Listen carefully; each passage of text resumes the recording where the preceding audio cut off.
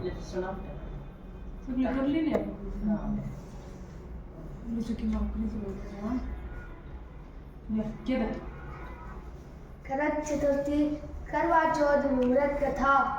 कार्तिक मास के कृष्ण पक्ष की चतुर्थी को करवा चौथ का व्रत रखा जाता है।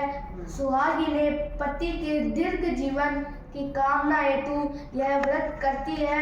सुहागिनों को इस दिन निर्जला व्रत रखना चाहिए। रात्रि को चंद्रमा निकलने पर उसे अर्घ्य देकर पति से आशीर्वाद लेकर भोजन ग्रहण करना चाहिए। जिन लड़कियों की शादी हो जाती है और वे ससुराल में यह व्रत करती है तो पीहर से प्रथम बार शक्कर के करवे बनाकर भेजे जाते हैं। पूजन विधि: करवा चौथ के दिन व्रत रखें और एक पट्टे पर जल से भरा लोटा रखें। मिट्टी के एक करवे में गेहूं और ढक्कन में चीनी व सामर्थ्य अनुसार पैसे रखें।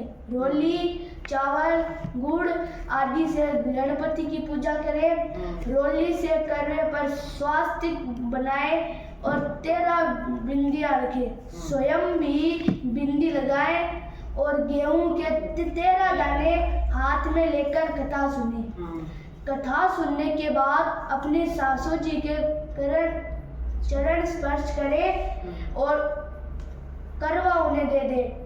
पानी का लोटा और गेहूं के दाने अलग रख लें। रात्रि में चंद्रोदय होने पर पानी में गेहूं के दाने डालकर उसे अर्घ दें, फिर भोजन करें।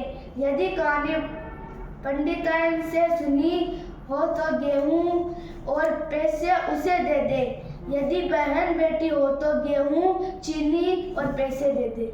करवा चौथ व्रत कथा: एक साहूकार की एक पुत्री और 7 पुत्र थे। करवा चौथ के दिन साहूकार की पत्नी, बेटी और बहुओं ने व्रत रखा। रात्रि को साहूकार के पुत्र भोजन करने लगे तो उन्होंने अपनी बहन से भोजन करने के लिए कहा। बहन बोली, भाई अभी चंद्रमा नहीं निकला है, उसे निकलने पर मैं अर्घ्य देकर भोजन करूंगी।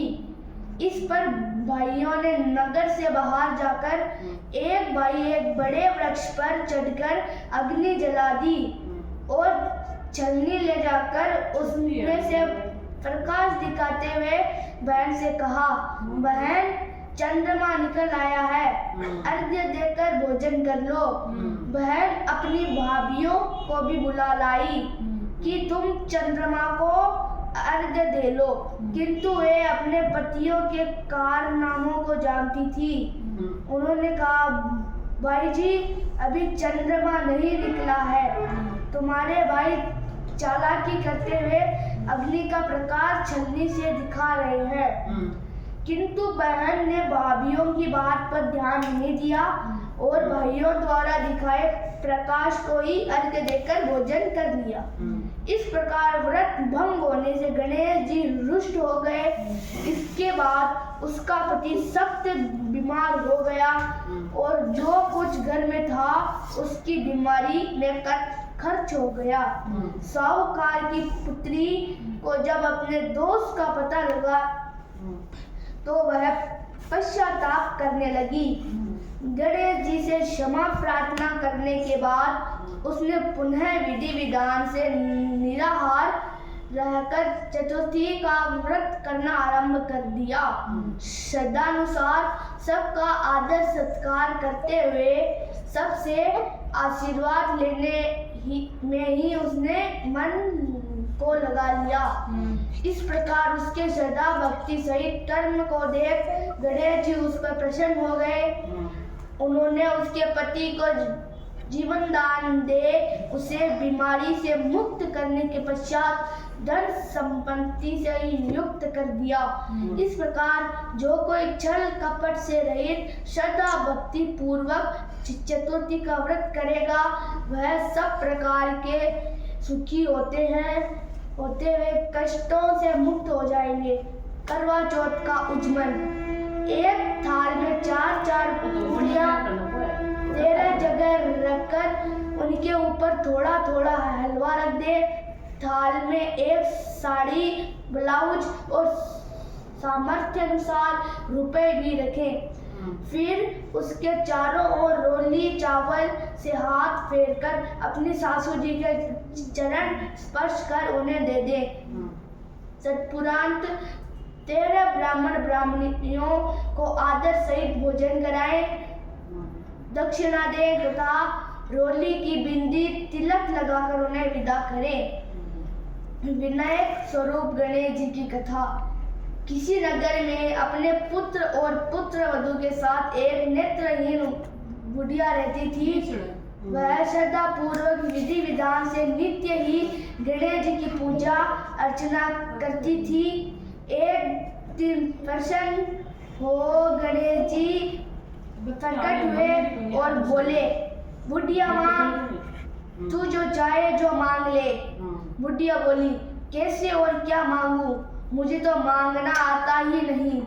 तब गणेश जी बोले, अपने बहू बेटे से पूछकर मांग ले, मैं कल फिर आऊंगा। बुढ़िया ने बेटे से पूछा तो बेटा बोला कि धन मांग लो। बहू बोली कि पोता मांग लो। तब बुढ़िया ने सोचा कि ये दोनों तो अपने अपने मतलब की बात कह रहे हैं। अतः बुढ़िया ने पड़ोसिनों से पूछा।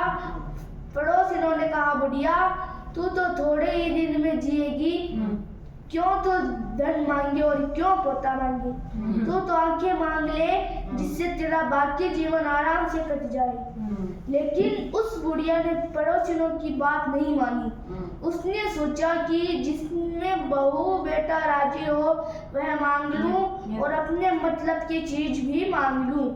अगले दिन गणेश जी आए और बोले, बुढ़िया माँ, जो चाहे सो मांग ले।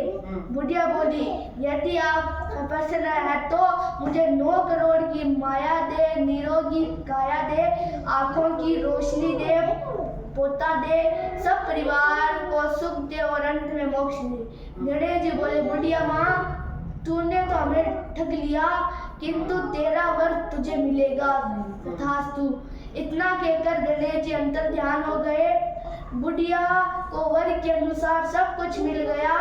हे सिद्धि विनायक गणेश जी, जिसे तुमने उस बुढ़िया को सब कुछ दिया, वैसे ही हमें भी देने की कृपा करना। बोलो गणपति बाबा की जय।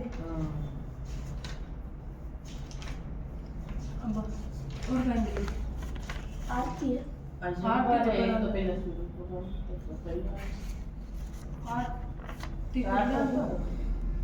एक आरती करती